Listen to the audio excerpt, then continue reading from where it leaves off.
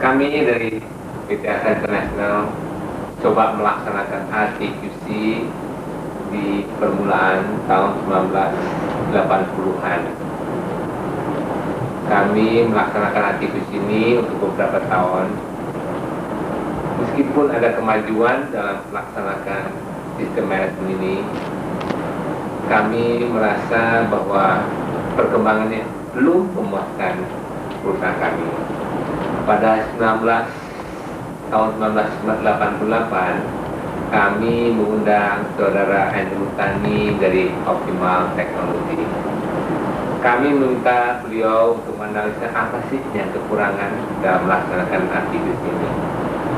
Dari hasil penelitian saudara Andrew, kelihatan bahwa leadership program yang kami laksanakan mungkin belum memadai untuk mensupport aktivisi program yang kami laksanakan dari permulaan tahun 80. Dengan bantuan saudara Andrew Tani, kami telah melaksanakan Astra Management Program untuk 1.500 managers kami, dan sesudah pelaksanaan management ini ada kemajuan yang cukup berarti, dan saya sebagai Presiden PT Asa International dapat merekomendasi program-program ini kepada perusahaan-perusahaan lain yang membutuhkannya.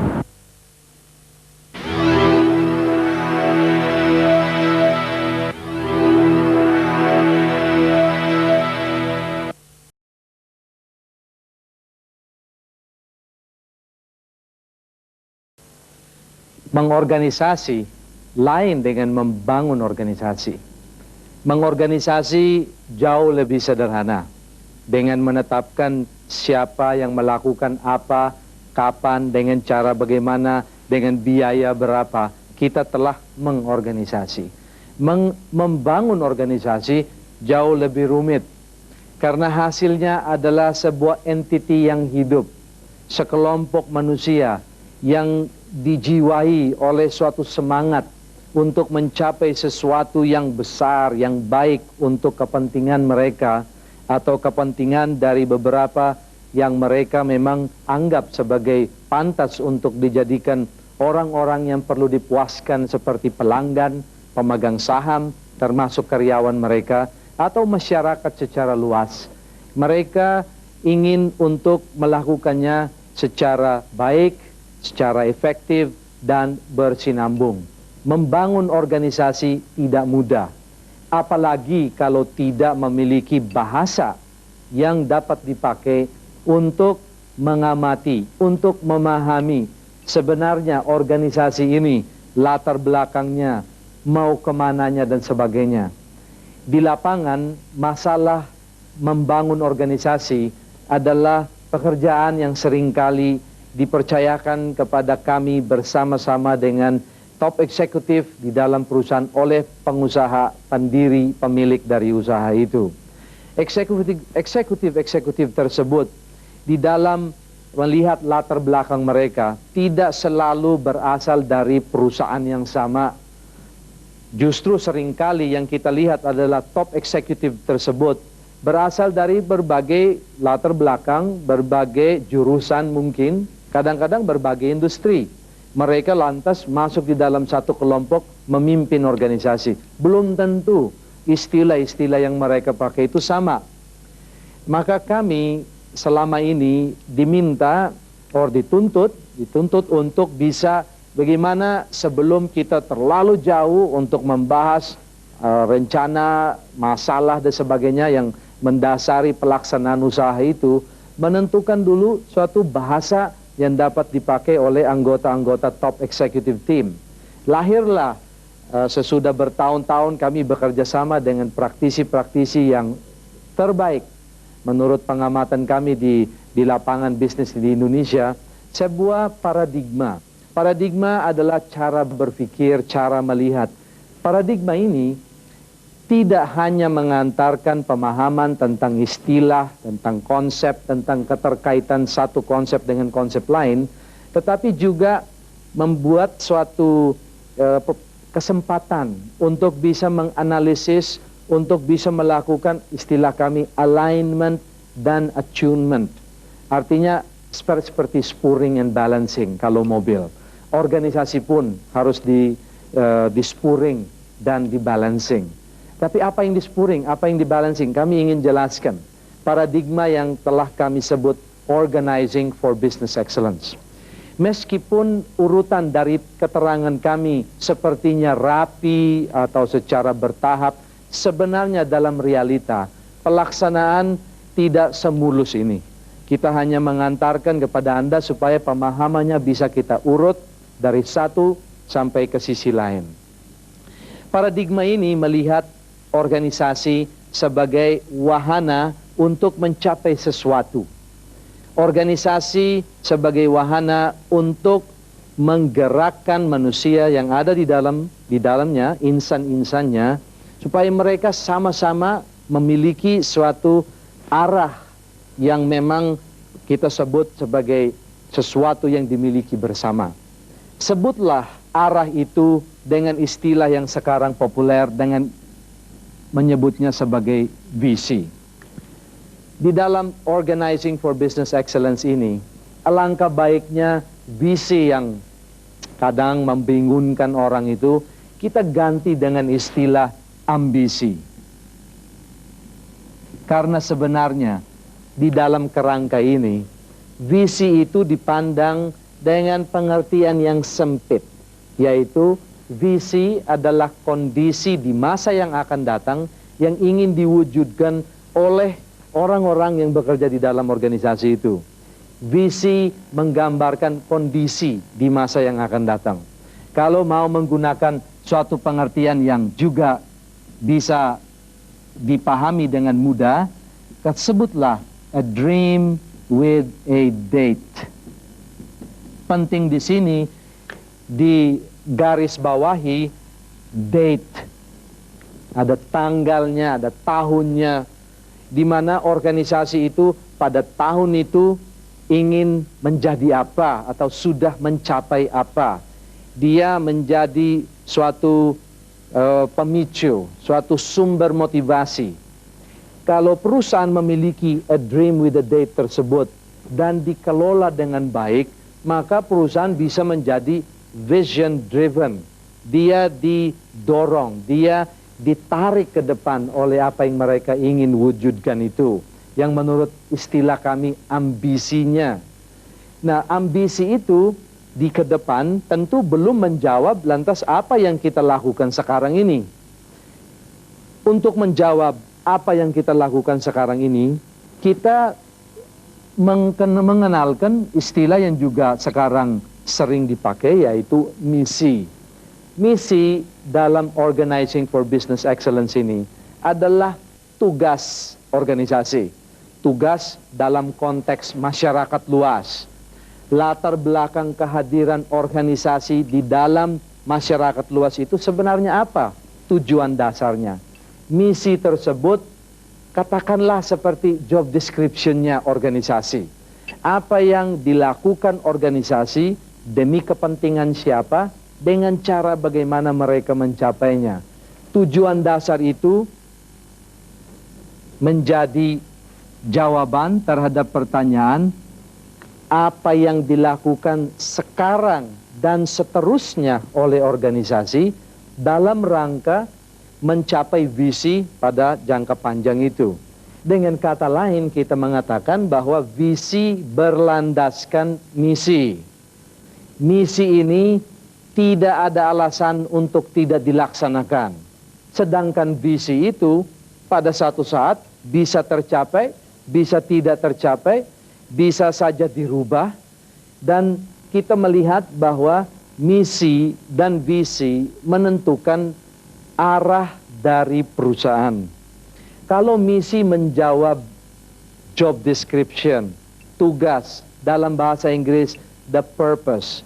Sebenarnya dengan kata lain kita menjawab What business are we in? Kalau kita menjawab misi itu. Business berasal dari kata busy. What keeps us busy? That's the busyness we are in.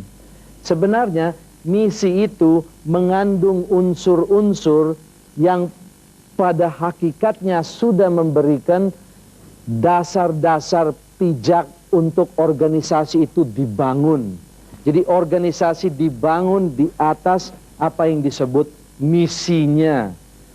Kalau kita ingin melihat organisasi, maka organisasi kita tampilkan dengan 4 kotak ini. Organisasi adalah wahana, sebutlah seperti mobil. Inilah 4 istilahnya 4 wheels of the organization untuk mencapai masa depan itu. Yang menyetirnya adalah misi. Kalau kita lihat misi di preteli, kita pretelinya ke 2 sisi. Karena memang organisasi di dalam Organizing for Business Excellence dilihat sebagai entitas yang terdiri dari 2 sisi. 2 sisi itu adalah sisi teknis dari organisasi yang ada di atas, lalu di bawah adalah sisi manusianya.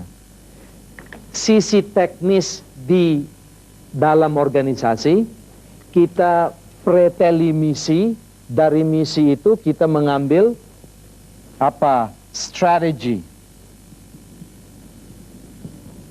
Strategi menjawab pertanyaan produk apa? Ke pasar mana? Ranah geografisnya di mana? Teknologi apa yang dipakai? Cara-cara memenangkan persaingan itu terjawab dalam merumuskan strategi. Pada saat yang bersamaan, di dalam Organizing for Business Excellence, kita perlu menjawab pertanyaan nilai-nilai apa yang penting untuk kita ciptakan di dalam organisasi kita itu. Inilah yang kita sebut sisi teknis dan sisi manusia yang kita preteli dari misinya.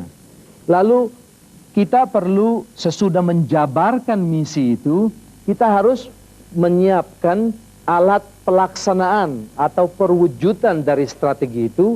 Kita mengenalkan konsep struktur. Struktur dari organisasi merupakan perwujudan dari rencana pelaksanaan dari strategi. Struktur mengelompokkan orang-orang. Struktur menentukan bagaimana sumber-sumber di dalam perusahaan itu ditempatkan dalam rangka memenangkan persaingan. Kita menyusun struktur tetapi tidak lupa nilai-nilai yang sedang kita junjung tinggi di dalam organisasi.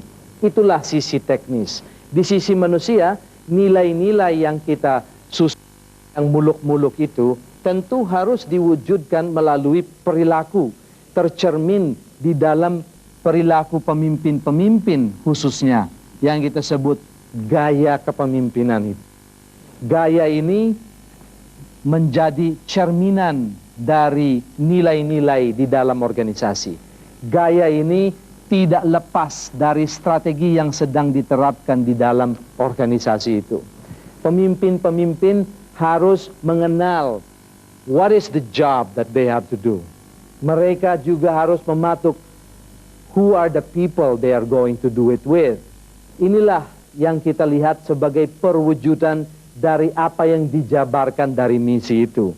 Sisi teknis dan sisi manusia harus diselaraskan karena dua-duanya berpengaruh terhadap hasil dari usaha itu sendiri. Sisi teknis menentukan hasilnya, sisi manusia menentukan kesinambungan dari hasil yang optimal yang dicapai pada sisi teknis itu. Di sisi teknis yang kita lihat adalah key management processes yang mengisi strukturnya. Di dalam sisi manusia yang kita perhatikan adalah key leadership practices yang mengisi gaya kepemimpinan itu. Di sisi manusia, yang berlaku adalah leadership, dan di sisi teknis yang berlaku adalah manajemen. Organisasi yang berhasil membutuhkan manajemen dan leadership. Tidak jauh dari otak kita, menurut neuroscientists yang sekarang, bahwa organisasi pun ada sisi kirinya dari otak dan sisi kanannya dari otak. Organisasi harus dijalankan dari segi ilmunya, juga dari segi seni. Ilmu manajemen, seni kepemimpinan digabung di dalam suatu wahana untuk mencapai hasil yang selangkah demi selangkah mendekatkan seluruh organisasi ke tujuan yang ingin dicapai.